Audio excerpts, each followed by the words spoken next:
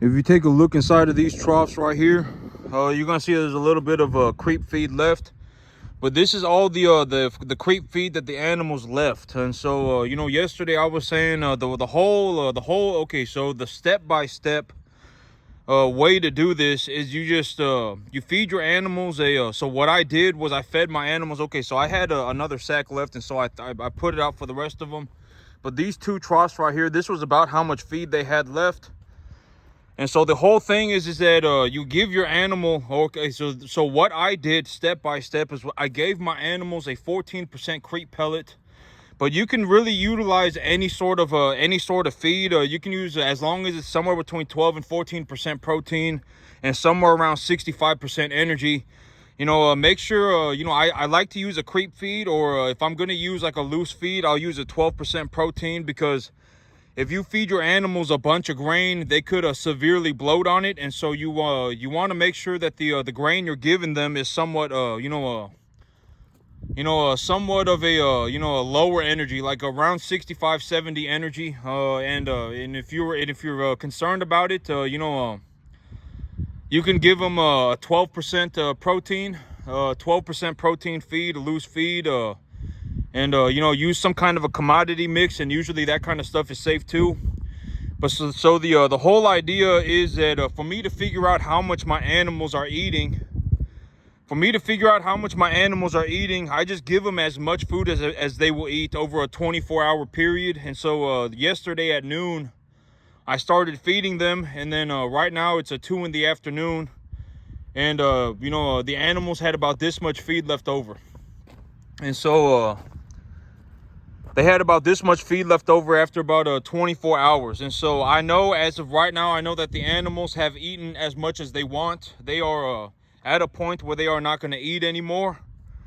And so I just write that down. My animals ate roughly 14 sacks of feed. I mean, there must be it must be 10 pounds of creep over there. So they ate roughly 14 sacks of feed. And yesterday I was saying that the whole big thing, if you want to figure out the average weight of your herd, if the animal, okay, so from what I have seen, if your animal is somewhere between 350 to maybe even up to 800 pounds or so, even up to about 800 pounds, somewhere between about 350 to 800 pounds, if you just let them eat as much as they want, granted that you give them some sort of a relatively digestible feed, like it's somewhere around 65% energy. If it's somewhere around 65% energy and 12 to 14% protein, then they will eat roughly 3.25% of their body weight a day in dry matter. And so if you really want to estimate the moisture in your feed, almost everything is somewhere between 10 and 15% moisture. You know, there is not any way to get 0% moisture, right? I mean, a 0% moisture is like, theoretically, I think it might even be theoretically impossible. I mean, is there 0% moisture in a black hole? Maybe, but 0% moisture is like theoretically, possibly, maybe borderline impossible. So, almost all of the feed on the planet, if it's been dried and it's been turned into a cake like this, it's going to be something between 10 and 15% moisture. And so if you calculate that into your feed values, and you say if it's 10% moisture, then my animals are going to eat roughly 3.5 to 3.75% of their body weight a day. And a very simple way to think about this, this is how I think about it, is that they will eat roughly 3.5 to 4 pounds of creep feed for every 100 pounds of weight. And so if I run my numbers, with how much they've eaten, how much these animals have eaten, and I just run the numbers, my animals are somewhere around 500 pounds on the average weight. And so on the average weight, my animals are somewhere around 500 pounds. And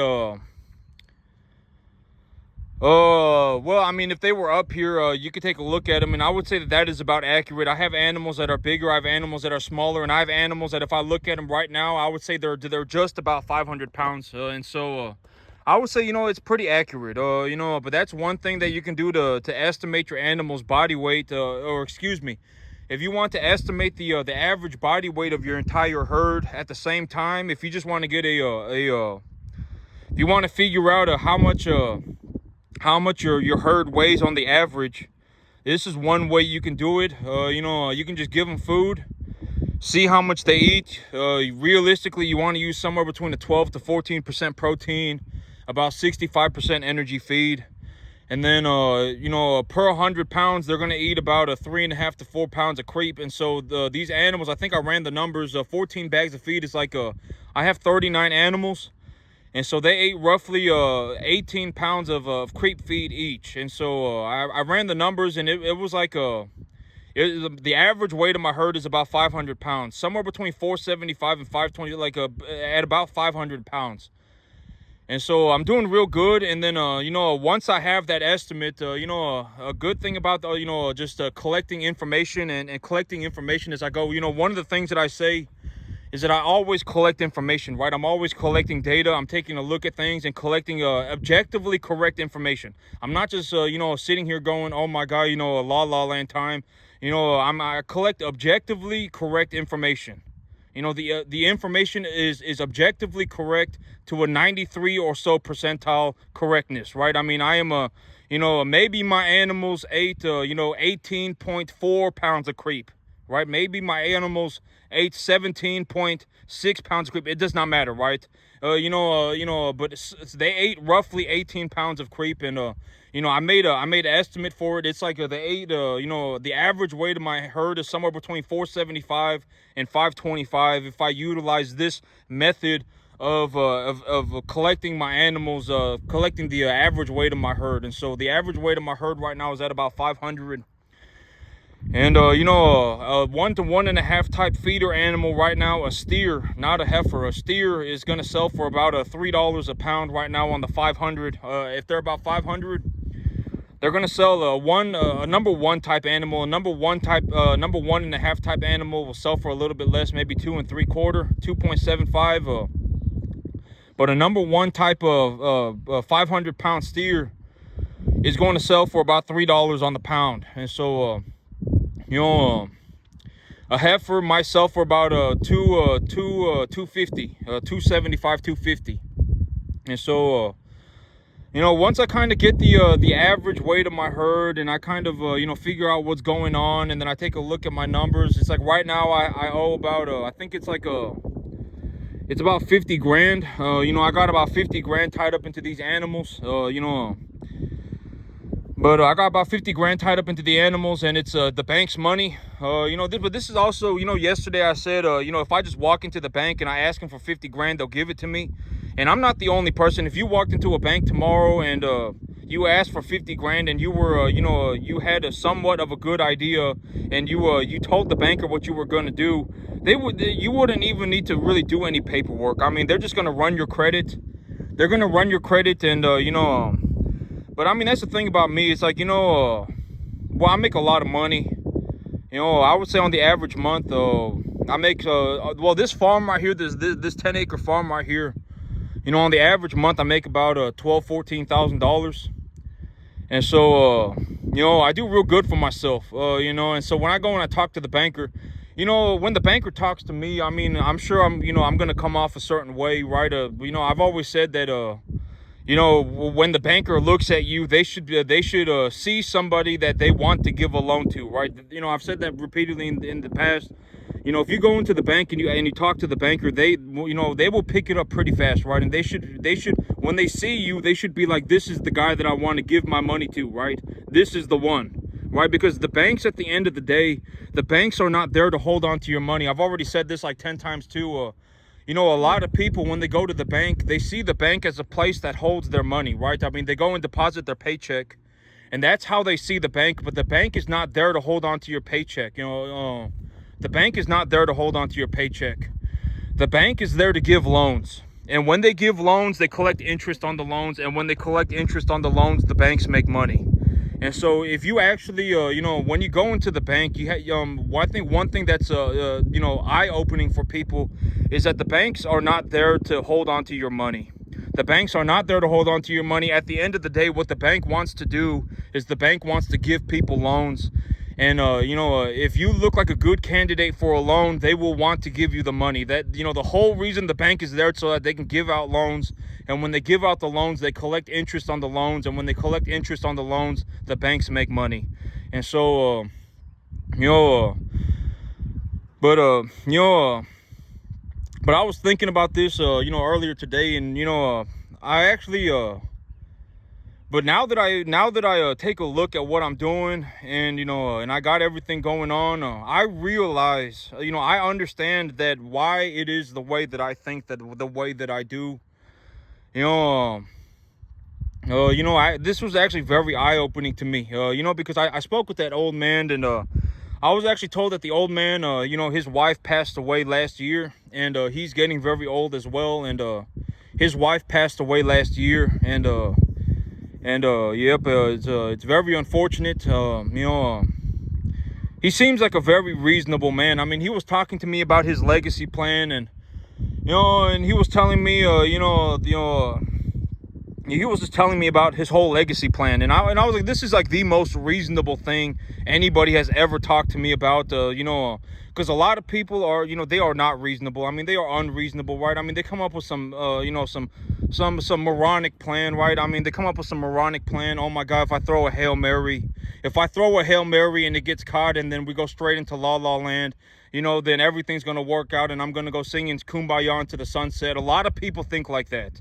You know, I've probably gone, you know, I go through multiple deals every year, and, you know, one person over here, you know, renting out their 80-acre field, and one person over here, you know, oh my God, you know, I want to rent out my 60-acre field, and I want to charge you, you know, $1,400 a month for it. And, you know, it's like, you know, if I was gonna pay you $1,400 a month to rent a 60-acre field, I would just go and buy the 60-acre field for $1,400 a month, right? Like, don't offer me your your BS nonsensical deal, right? I mean, it's a complete waste of my time. I mean, like, you know, why drag me into your little you know, moron pit, right? I mean, if I was gonna pay you $1,400 a month to rent your 60-acre field, I would just go and buy my own 60-acre field. But this is, you know, a very realistic deal that somebody, or not a realistic deal, a moronic deal that somebody offered me. It's another one. You know, I've already told you several of the moronic deals that I've had to go through. You know, oh my God, just all sorts of just crazy BS deals. Oh my God, you know, if I offer you, you know, some worthless amount of money, and then I act like your buddy pal, and then, you know, oh my God, you know, and then, you know, maybe you'll come and help me, and then if you come and help me, you'll save me, and then I won't be poor anymore, and then, well, at the end of the day, this is all gonna work out because you and me are buddy pals, and we're gonna hold hands and sing Kumbaya. A lot of people offer me deals like that, right? And, you know, but that was one of them. You know, one lady took me over there, and you know, at first she was charging $600 a month, and then you know, I was talking to her about the field, and then she's like, oh my God, well, you know, and then she just kept raising the price on me. She's like, oh, $600 a month. You know, even at $600 a month, I wouldn't do that. You know, why would I give you $600 a month for a 60-acre field? You know, I'm not going to do that. You know, and then I was talking to her, and then she rose it all the way up to $1,400, and I just stopped talking to the lady. You know, and, you know, but, you know, I get offered, you know, and then, you know, one guy, you know, he has a 20-acre field, and, you know, I was like, if I just spray a little bit of Duracore on your field, and put fertilizer on your field, you know, you could legitimately increase your hay output by like 500%. And, you know, I gave him a deal, and oh my God, that's too much money. And I'm like, you know, like, I don't know if, like, are you slow or are you dumb? You know, like, don't like, you know, bring me all the way out, you know, to do something, and then offer me some moronic, pathetic deal. And I don't care about your moron plan. I don't. You know, like, you know, it's just so dumb. I mean, a lot of people do that. I mean, but a lot of people do that. I mean, I would say that 99.99% of the deals that I have done, you know, not done, have just flat out ignored and been like, this person's a complete moron, is something like that. And, you know, and like this property that I'm looking at right now, here's a very good example of a person holding on to a moron deal. I mean, a complete borderline, I'm not gonna, okay, so when I say the word retard, right, I'm not talking about people who are mentally handicapped, right? I'm talking about people who self-sabotage themselves on a very regular basis, and then they hold on to some moronic plan, right? Because if you're mentally handicapped, I call it mentally handicapped. I don't call mentally handicapped people retarded, right? Like, I don't do that. I don't think that that's right. And like yesterday, there was a man in the shop, and he was walking around, and he had defecated his pants, and his defecation was going down his leg, and he was walking around the store, and he was getting his defecation all over the floor. And he was getting it all over the place. But I mean, he was mentally handicapped, right? He was not retarded. He was mentally handicapped. And I did not make fun of him. I did not get angry with him. I just asked him, I told him, you're gonna have to leave, because you are getting your crap, you are getting your poop all over my floor. It's all over your leg, it's on your shoes, and you're walking around the shop, and it's getting everywhere. And I don't call people like that retarded, right? I say that person is mentally handicapped. And so, but here's another very good example of a worthless deal, right? And this is a property that I'm looking at right now. And I already told y'all that the conditions for the seller financing for this property that I'm currently looking at is the worst deal that I've ever seen in my life. It is legitimately like a borderline worse than a credit card. They want a 30% down payment, and then they want to do a 10% interest, and then they want to do a 2-year early prepayment plan penalty, and then they want their listing price. That's what they want for their property. And I was like, you know what? Even if I went and got my own financing, this would be a horrible deal, right? I mean, this would not be a good deal. And so, this is a very good example of something going on right now that I would call a very good example of a moronic plan. And, here's the thing. So when it comes to doing a deal, okay, I'm going to talk to y'all about business for a little bit because, okay, so when it comes to doing a deal, there are two major parts of a deal. So when you're looking at doing a deal, you have the price of the deal, you have the listing price, you have the price, you have the amount of money that the owner of the deal is looking for to trade, to give you that deal, to essentially trade for the money. So when it comes to doing a deal, you have two major portions to a deal, two major parts to a deal. You have the price, and then you have the terms for the price. And so, like, let's say you go on the internet right now, right? You go on the internet right now and you find a piece of property, and you say, or you find even a business. You can buy businesses. I've already said businesses are equitable. Businesses are equitable just like land is. And so if you go on the internet right now, you can legitimately buy a business just like you would buy a home, if you buy a business that does not have real estate. I've already talked about this, 10 times in the past. But if you go on the internet right now and you purchase a business that is being sold for about a 1x EBITDA ratio, if you get a business that is being sold for roughly a 1x EBITDA ratio and it does not have any real estate, you're good to go. You're not good to go, but if you want to take the business, then you can go and meet the owner and make sure that they're not lying to you, right? Make sure that the paperwork clears out, make sure they're actually making the amount of money that they say they're making, etc., right? Essentially what I'm doing, they need to show you their paychecks, right?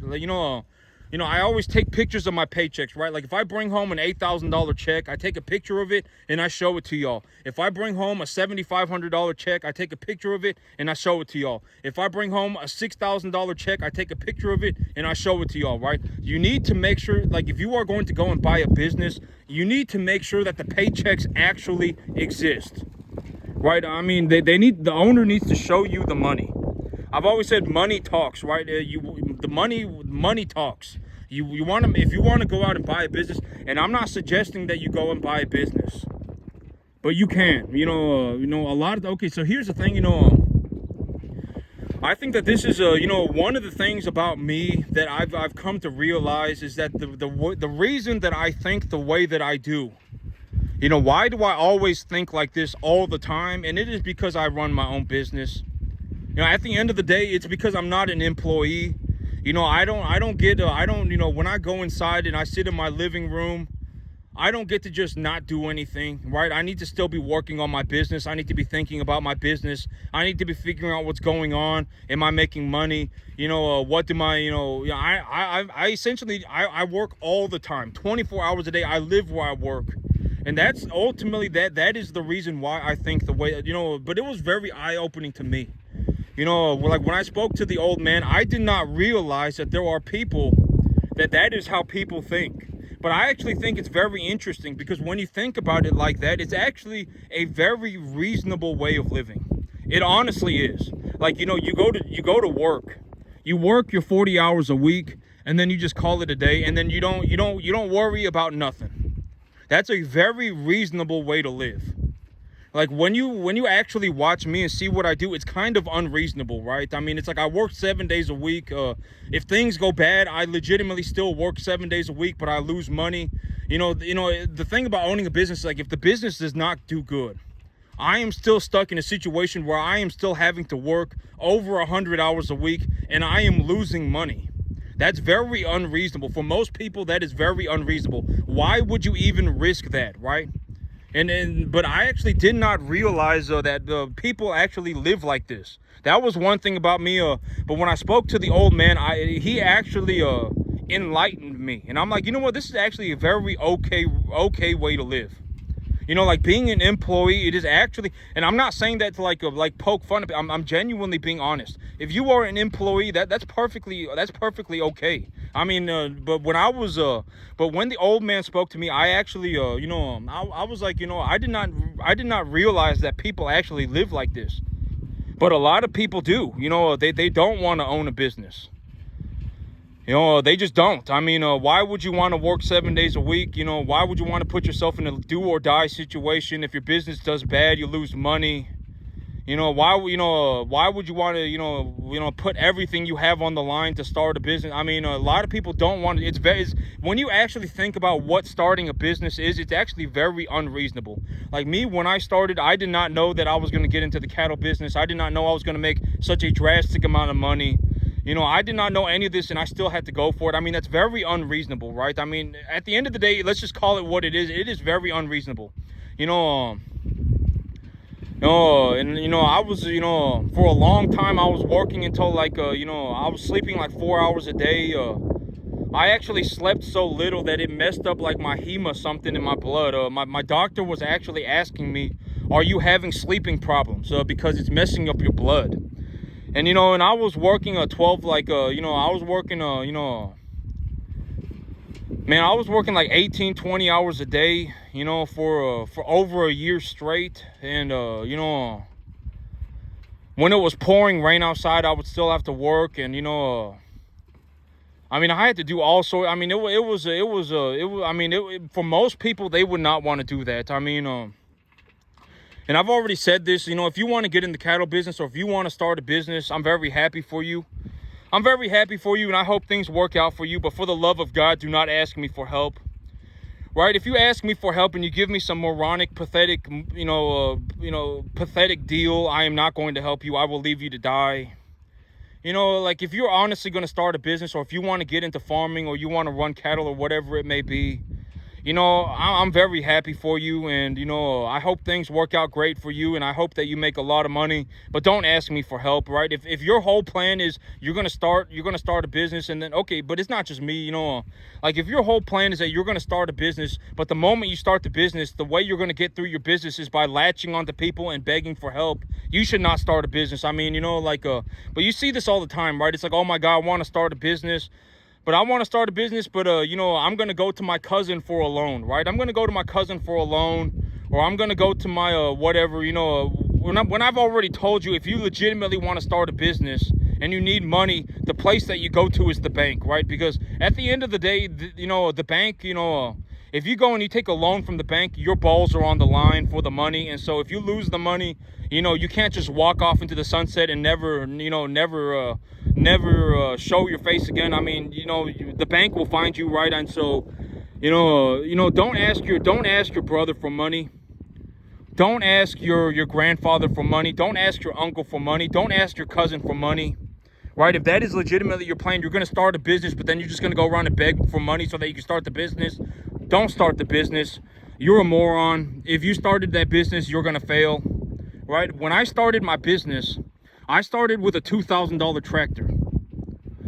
I started with a $2,000 tractor. I had a $250 sprayer, and I had like a $400 bush hog. And that year on that $2,000 tractor, and I had I think well, I took a loan from the bank for about I think it was about 20 grand. I took a loan from the bank for about 20 grand. I had a $2,000 tractor. I had a $250 sprayer, and I had a $500 bush hog. I had a $400 bush hog, and in that year I made over 100 grand. I made over $100,000 that year. And so if you're gonna make it, you're gonna make it. And if you're not gonna make it, don't go beg for help. Because if you beg for help, you're just going to drag people down with you. I've already said that the worst thing you can do if you're a poor person is drag other people into being poor, right? Because that is the worst thing that you can do. If you are poor, the worst thing you can do as a poor person is encourage other people to become poor. At the end of the day, I could,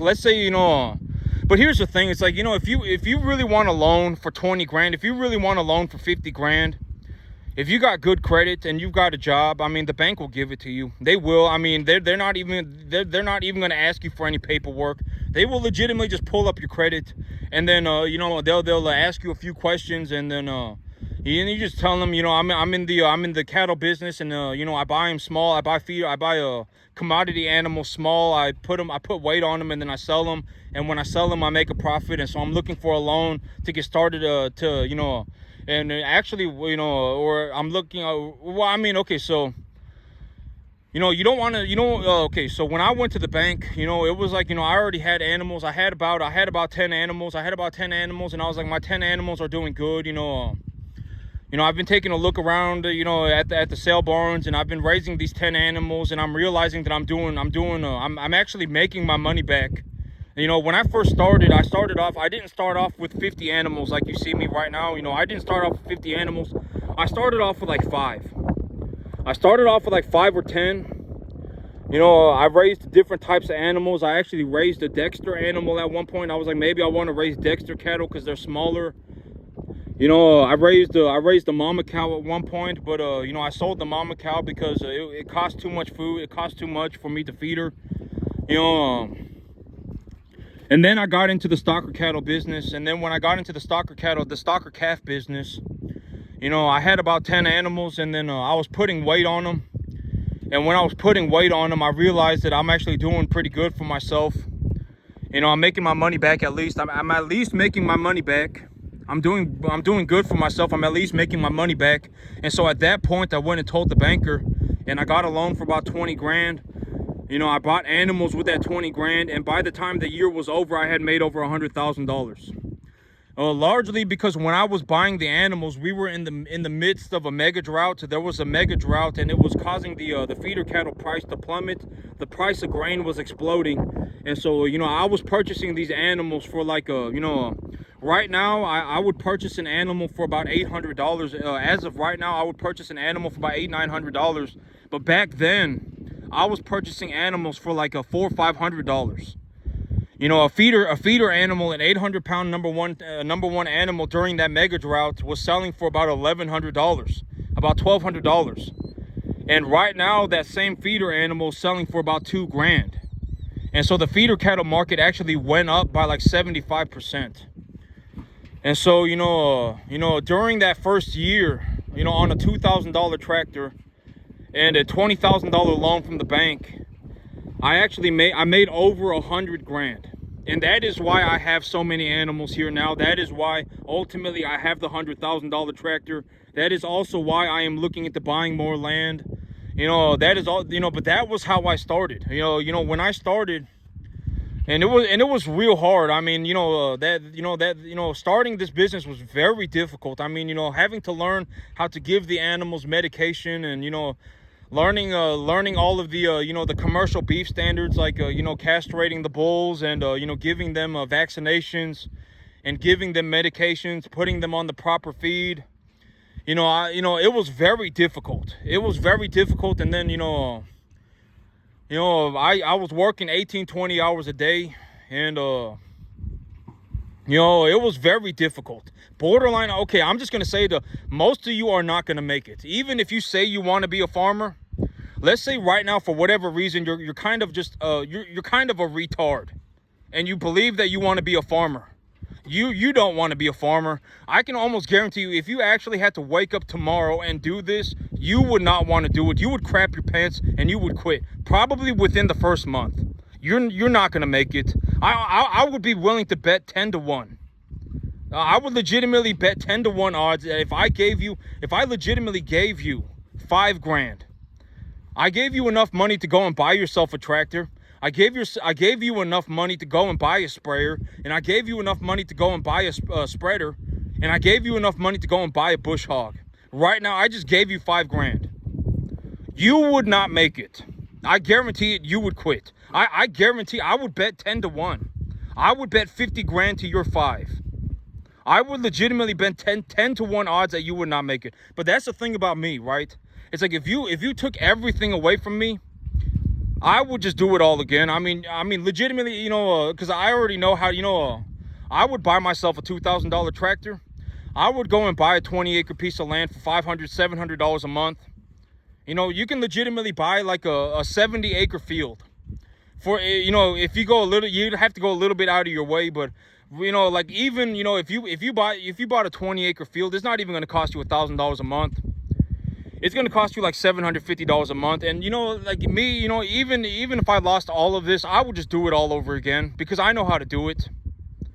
Honestly, I do, right? Like legitimately, you know, if I lost all of this tomorrow, within 2 months, I would be right back to doing what I was doing. You know, I would have purchased a field. I would have cattle. I would have planted grass. I would have just started all over again. It's not that, you know, it's not hard for me, right? I mean, I know how to do it, right? I know how to run cattle. I know how to grow grass. I actually farm, right? Like, you know, farming is what I do, right? I mean, you know, and if you took the money away, I still have my skill set. And if I have the skill set, I can make the money. And like when you look at me right now, I'm actually making a lot of money. As of this moment in time, I'm making a lot of money. I got enough grass to feed the animals for about 2 weeks out front. I still have feed materials that I am looking to give to the animals. But as of right this moment, I am making a lot of money. You know, I'm making a lot of money. You know, I was actually thinking about that this morning. And I was like, you know, I'm doing very, very well for myself. I'm making a lot of money. You know, as of right this moment, when I take a look at everything that I got going on, I'm making a lot of money. And so, you know, but that's the thing about me. It's like, you know, like if you legitimately took all of this away from me tomorrow, I would just go and buy myself a 20-acre field. You know, I would just go and buy myself a $2,000 tractor. I would just start running cattle again. You know, like to me, it's not that big of a deal. I know how to make the money. I've already said that one of the big things that makes me rich is that I know how to make the money. You know, the money is irrelevant. I've already said this. The money's irrelevant. You know, the money's irrelevant. You know, I already know how to make the money. And, you know, it's irrelevant. You know, over the long course of time, you know, I've already told y'all this like 50,000 times too. But, you know, if the price of urea is at about $500, $550 a ton, for me to run 40 cattle on the average, it costs about $500 a month. And that is, it costs about $550 a month. It costs about $550 to $600 a month per 40 animals. So for every 40 animals that I have, on the average over a long course of time, over you know, 2 years, it costs me an average of $550 a month. And if I have 40 animals that are putting on 3 pounds a day each from that $550 investment, my animals are putting on 120 pounds a day. And if the feeder cattle market hovers at 250, 260 like it's been doing for the last several months, and I lowball myself at $2 a pound, I'm making $240 a day. You know, I make 365 days a year, 24 hours a day, 7 days a week. I make $240 a day if I lowball myself.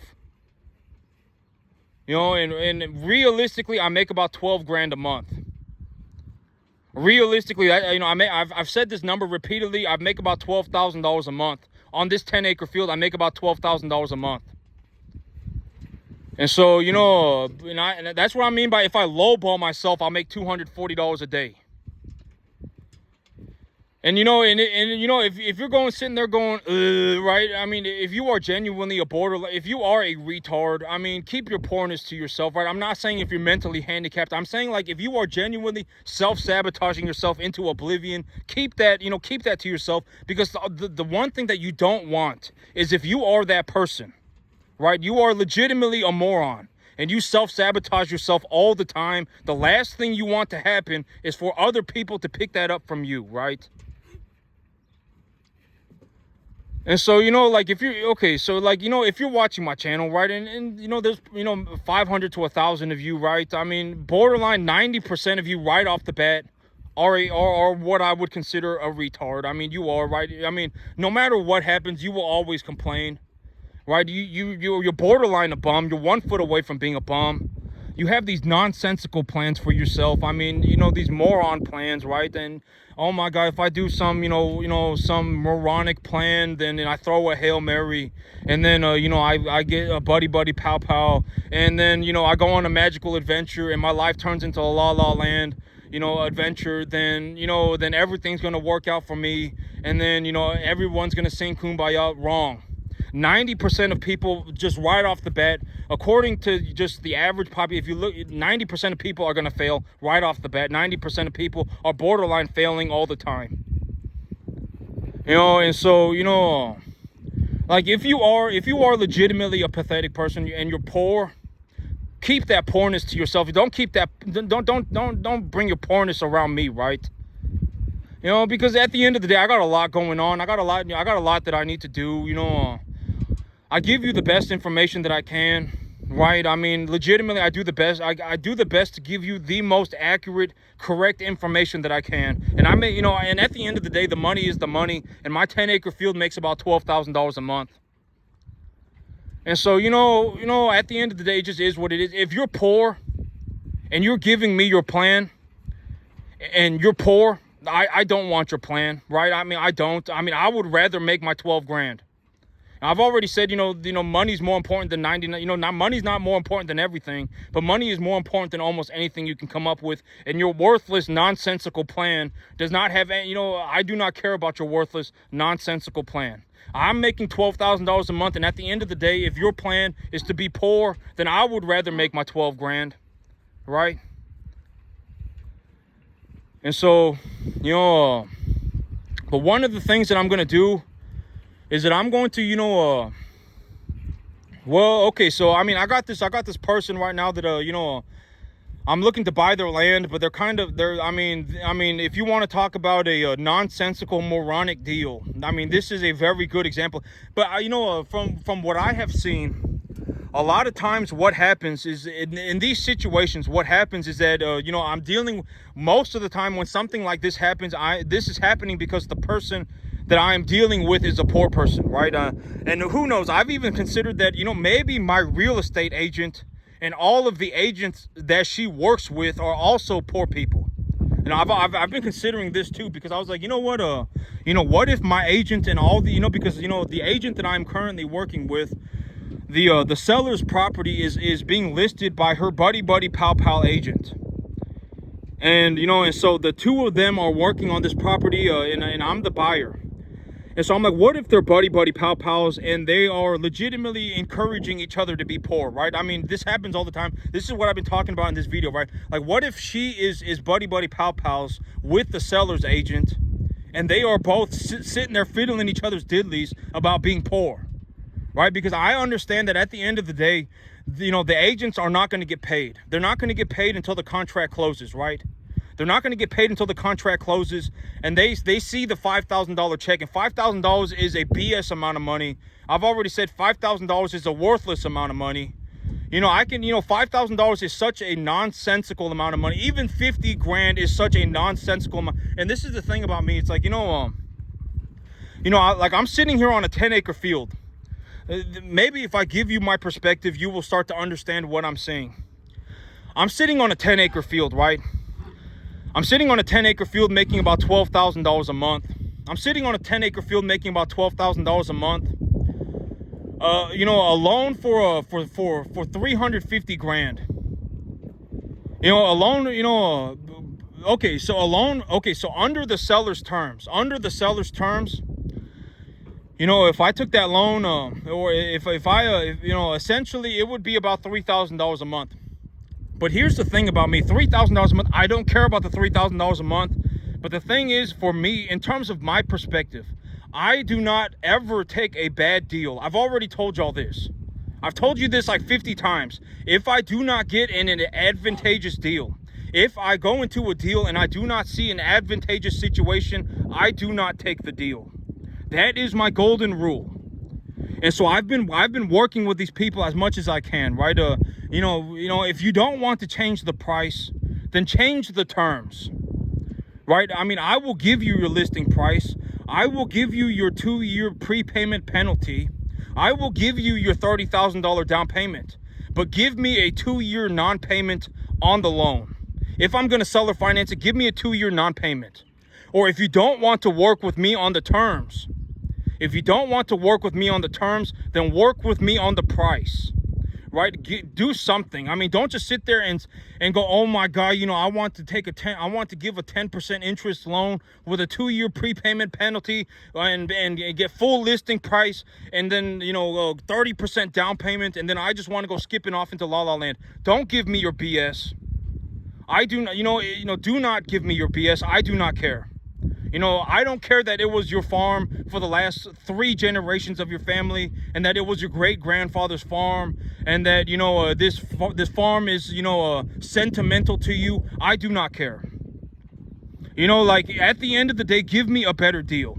I am not going to give you 10% interest on a listing price. I'm not going to give you listing price, 10% interest, a 30% down payment, and a 2-year non-payment, or excuse me, a 2-year prepayment penalty. I'm not going to give you that. That is ridiculous, right? And so, I mean, if you're not going to work with me on the price, work with me on the terms. But this is and I'm giving you this information because if you ever go out and look at a deal, if you ever go out and look at a big deal, there are 2 major components to the deal all the time. There is the terms for the deal, and then there is the price for the terms. So if you go out and you buy a business, let's say you go and buy a business. Let's say you find a business and it's like, they're selling it for 125 grand and it makes 125 grand a year. You've gone and talked to the banker and you say, I want a loan for $125,000. And the banker says, okay, well, I'll give you a loan for $125,000, but you'll have to pay me, $700 a month. And so you go and you take a look at the numbers and you say $125,000, that's $10,000 a month. You subtract 700, you're at 9,300. And then you say, well, I'm going to need to buy a truck for the business. I'm going to need to buy a truck because they require a truck for the business.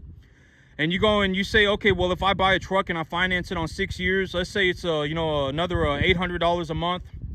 And then you need to go and buy yourself a trailer. And so, to haul merchandise in for that business that you are doing. And, and you go and you buy a trailer, and that's, let's say for the truck and the trailer, you pay $1,000 a month. So for the truck, the trailer, and the loan to buy the business, you're paying about, let's just say $2,000 a month. And so you go and you take a look at the numbers and you say, well, if this business makes $10,000 a month and I pay $2,000 a month to have the business and everything that I need to run the business, then I still come home with $8 grand, right? I still come home with $8 grand. And, and so that's a very reasonable deal, right? And so when you take a look at it, and the owner wants, let's say they want the business makes $120,000 a year. It doesn't have any real estate. It doesn't have any real estate. It makes 120 grand a year. Something like a pool cleaning business is a very good example of this. There are a lot of pool cleaning businesses where you just go around and you clean people's pools, and you own the route, and so you don't have any real estate, and you need a truck and you need equipment. And so, they usually sell for at about 1 times EBITDA. And so, and then you go, oh, well, well, at that point, you would want to make sure that you go and you meet the owner and make sure that the money actually exists, right? You want to, they'll give you their terms. They are giving you, they want to sell the business at this price because of this reason. They want to sell the business at a 1 times multiplier of the EBITDA. Then you want to make sure that the EBITDA number is correct. You want to go and make sure, absolutely 100% make sure that the EBITDA is correct.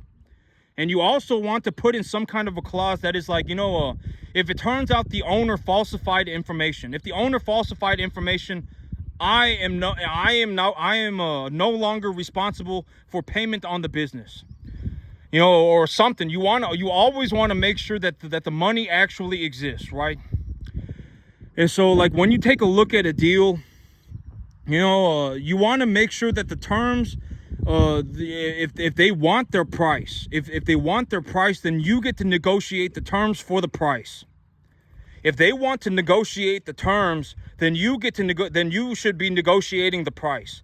If they say, whatever, right? Whatever the terms are. If they say they want 10% interest, if they say they want 10% interest, and they want a 30% down payment, and they want a 2-year prepayment penalty, and they want 370 grand, then you should negotiate the 370 grand. Ask them for a 20% discount. Tell them I'll give you 300 grand. For your terms, I will agree to your terms, but you will have to change the price. That is the way to negotiate a deal. Almost any deal can be negotiated like this. Almost anything. Even if you're going out tomorrow to buy a truck. If you're going to go buy a truck and they say, they say they want 5% interest. If they say they want 5% interest on a 5-year loan, then tell them you want 15% off of the truck. If they tell you they want 0% interest, then tell them that you will pay the listing price, right? If the MSRP of the truck is 75 grand, right? If the MSR, you can negotiate any deal like this, almost any deal. All deals are structured essentially the same way. They have their terms and then they have their price. If you cannot negotiate the price, then negotiate the terms. If you cannot negotiate the terms, then negotiate the price. If the seller is not willing to negotiate the terms or the price, then go to a different person. Go to a different dealership, find a different deal, because that is unreasonable. You always want to negotiate. If you want 5% interest, and if you want 5% interest on a 5-year term, I want 15% off of the truck. If you want full price for the truck, then I want 0% interest. Always either negotiate the terms or negotiate the price. Always. And if they are not willing to negotiate either one, then find a different deal. Every deal is structured the same way. Every deal. It does not matter if you are buying a house. It does not matter if you are buying a business. It does not matter if you're buying a truck. Anything. Everything is structured the same way. There are the terms and then there is the price. If you cannot negotiate the price, then negotiate the terms. If you cannot negotiate the terms, then negotiate the price. And so me right now, I've been taking a look at this real estate deal, and I'm like, I think that it was a bad move on my part for me to call the real estate office, because the whole reason that I called the real estate office was to see if my previous agent had gotten into contact with the seller's agent to offer the deal. And that was my big reason for calling. And when I called, a different lady picked up from the office, and then I asked her if my other agent had called, and she said no. And so that was when I said, well, can you represent me for the deal? And she said yes. And now I'm starting to believe that the two agents are buddy pals, and they are doing some moronic thing, right? They are being morons. They are in the same office together every single day, just being morons together. That is what I'm thinking.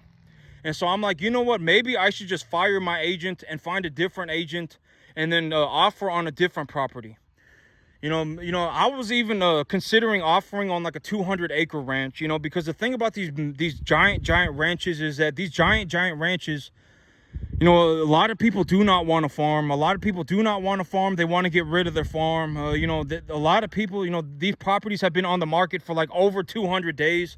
There are a lot of farms. If you actually take a look around on the listings and take a look around, there are a lot of farms that have been on the market for over 200 days. A lot of them.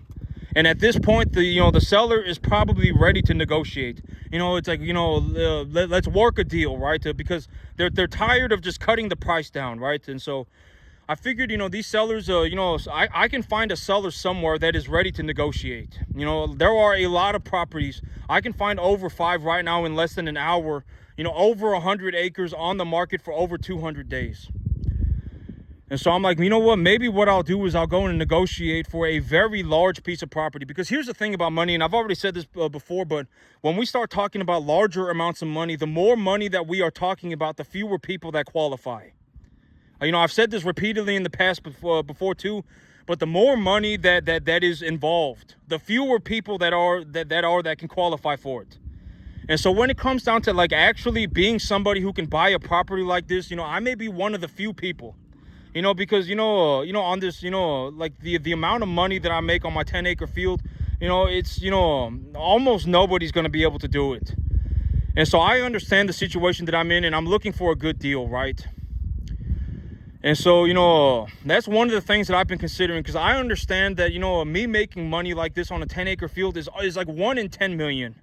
I make such a large amount of money on my 10-acre field that, I haven't seen anybody that even gets to the 10% mark. That is how well that I do. And so, I'm like, when I take a look at my situation, maybe I should just go and offer a deal on like a 200-acre farm. Maybe I should go and offer on a very big farm. Because at the end of the day, the only person who's really going to want a 200-acre farm is a farmer. And at the end of the day, almost nobody wants to be a farmer. And even from the people who want to be a farmer, from the people who want to be a farmer, the amount of people who actually make money farming like me is almost zero. I make a lot of money. I make like on the average month on my 10-acre field, I make about $12,000-$14,000 a month. And so, I haven't seen one person that even gets to the 10% mark yet. And so I was like, what if I just went and offered on like a 200-acre field, right? Like, what if I just tried it? I just said, you want $750,000 for your 10-acre, for your 100 or for your 200-acre field. If you want $750,000 for your 200-acre field, maybe we can work a deal. Maybe you and I can work a deal, right? Maybe I give you $100,000 or whatever, or a down payment or whatever, because $100,000 is BS money, right? Like, even if I just sold my animals here, I would have like $70,000. And if I, legitimately, and then after that, if I took a loan from the bank for like $50,000, I wouldn't even need to do anything, and that's $120,000. Legitimately, $50,000, $100,000 is a nonsensical money. I mean, $100,000 is such a pathetic amount of money, and that's also one of the big reasons why I am so frustrated with these people. And I'm starting to think that these people are, my agent is a poor person, is because we are sitting here like having this life or death battle over some nonsensical BS amount of money. $350,000 is such a nonsensical amount of money. I mean, it's such a pathetic amount of money. And she's sitting here, oh my God, let me get a pre-approval letter. Let me talk to the seller. Oh my God, maybe we should wait until next month. Maybe we should wait until you liquidate your cattle. It's like, what are you doing? $350,000 is such a pathetic amount of money. Why are we having this life or death battle over some minuscule amount of money? I don't get it. And that's also one of the things why I am so frustrated with my agent right now, is because I'm pretty sure that she's just poor. And like, she's having this life or death struggle over some minuscule amount of money. $350,000 is such a pathetic amount of money. Why are you giving me such a hard time over such a pathetic amount of money?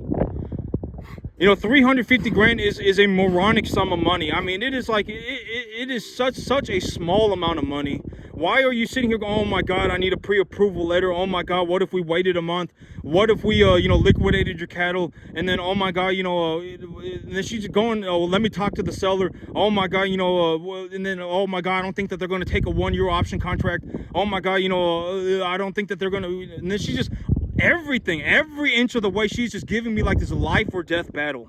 And that's what I said about poor people. Why I don't like doing deals with poor people is because they will give you a life or death struggle. Legitimately every inch of the way. Anytime you try and do anything with a poor person, it's like having a life or death struggle. Every inch of the way. It's because they've never seen, okay, if a poor person could be rich, If they knew what rich looked like, they would choose to be rich. But the reason they are poor is because they don't know what rich is, right? I've already said, and I don't want to be sitting here having this worthless deal, this worthless, this moronic, life or death battle over some minuscule amount of money. 350 grand is such a pathetic amount of money. And my agent is giving me such a hard time with it. I don't, I'm just at the point where I'm like, maybe I should just fire her, get a different agent, and then go and offer on like a 200-acre ranch, because I don't really want to deal with these a whole bunch of poor people. It's always like this life or death struggle, and then if you hang around them, you start to act like them, and then it's not good, right? It's such a pathetic amount of money. 350 grand is such a worthless amount of money. And it's like, oh my God, I need a pre-approval letter. Oh my God, what if we waited until next month? Oh man, what if you sold your cattle? And what if, let me go and talk to the seller, and just all sorts of nonsensical BS. I mean, 350 grand is such a small amount of money. Why are we doing this over such a minuscule amount of money? If they want 350 grand, then work with me on the terms. Give me better terms. I'll give you the 350 grand. Right, then give me better terms, right? Give me better terms. Give me a 2-year non-payment on the loan. If you genuinely, if that's what you want, right? If that is what you want at the end of the day, you want 350 grand, I will give you the 350 grand, but give me better terms. If you don't want to give me better terms and you want your price, then I'm gonna go somewhere else. If you want the terms, then give me a better price, right? If at the end of the day, if what you really want is 350 grand, I will give you the 350. I'll just go to the bank and ask them for the money, and I'll take a loan and I'll pay for it. I don't care, right? Or I'll sell the finance to you. I don't really care. 350 grand is such a minuscule amount of money, and it's like, oh my God, it's like this life or death battle all the time. And I don't get it. I don't understand. I don't want to understand. It's such a moronic thing. I mean, and so I'm like, maybe I'll just fire my agent.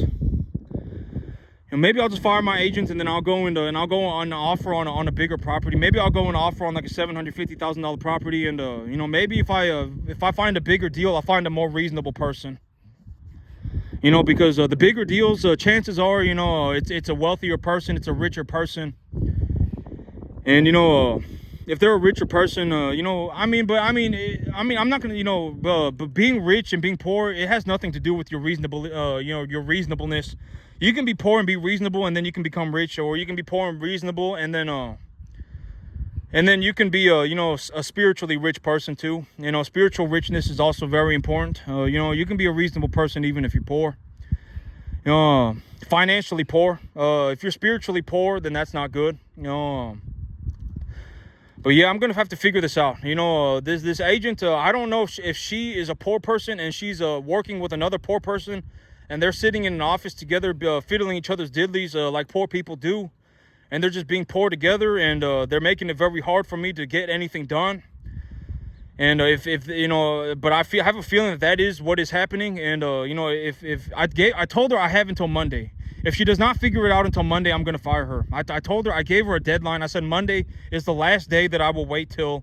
And if you cannot give me an answer by Monday, I will fire you. And so, I'm going to wait until Monday. And if she is still giving me this life or death struggle, maybe we should wait until next week. Maybe we should wait until next month. Maybe you should go and get a pre-approval letter. If she's doing that stuff, I'm going to fire her. And then I'm going to go and find a different deal. Or, because it's a worthless amount of money. 350 grand is such a pathetic amount of money. 350 grand is such a worthless amount of money. I'm not interested in having this life or death battle over some minuscule amount of money. And if she's not going to give me better, or, if the seller's not going to give me better terms, then I want a better price. And if they're not going to give me a better price, then I want a better term. I want better terms. And if they're not going to give me either one, I'm going somewhere else. I'm going to find a different deal. But that's it for me today, YouTube. Y'all have a good one.